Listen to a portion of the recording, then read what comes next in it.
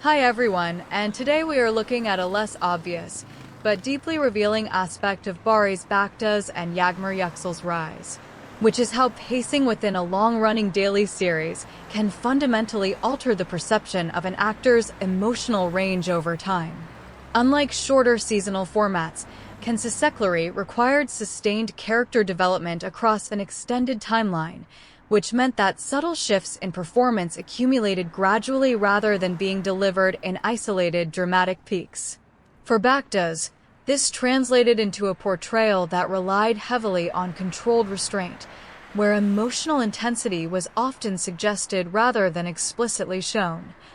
creating a slow burn effect that audiences either found compelling or frustrating, depending on their expectations. Yuksel, on the other hand, demonstrated a different trajectory, where her character's evolution involved navigating between vulnerability and resilience, often within the same scene,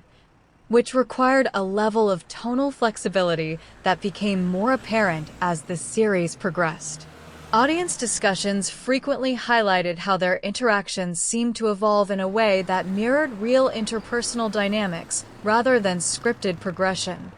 leading to theories that certain moments may have been influenced by improvisation or spontaneous adjustment during filming, although there is no confirmed evidence to support this. Critics of this interpretation argue that such perceptions are more likely the result of consistent direction and character writing rather than unscripted interaction, pointing out that experienced directors often aim to create exactly this kind of naturalistic flow. Nevertheless, the persistence of these theories indicates that the performances succeeded in creating an illusion of authenticity strong enough to invite speculation, which in itself can be considered a measure of effectiveness. As both actors move forward, the challenge will be to either reinforce or deliberately break away from the performance patterns that audiences have come to associate with them,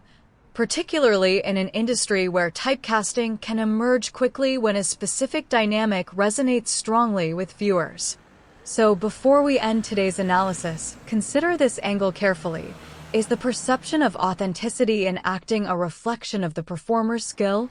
or is it ultimately shaped by how much the audience wants to believe what they are seeing?